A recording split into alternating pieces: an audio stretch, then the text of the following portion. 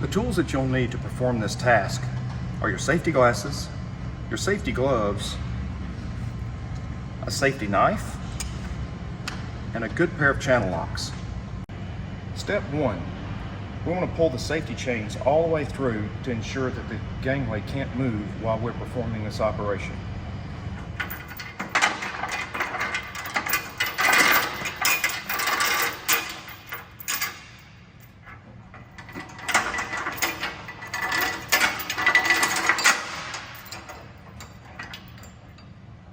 Step 2, cut the rope away from the rocker.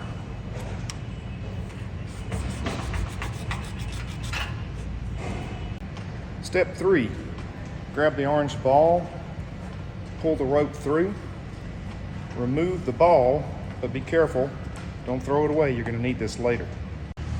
Step 4, place the rope through the small hole in the orange ball, pull it through, make a knot.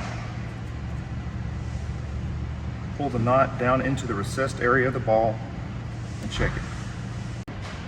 Step 5, we're going to place the rope into the hole of the bracket. Allow the rope to fall through. We should end up with the orange ball sitting on top. Pull down snug, check. We're ready to move on to the next step. In step 6, we're going to take the end of the rope, place it through the rocker, turn the end of the rope back up toward the bracket. We're going to pull just enough tension that we have just a little slack. We don't want to be pulling down on the rocker. I'm going to place the clip around both ends of the rope, and then we're going to crimp it closed.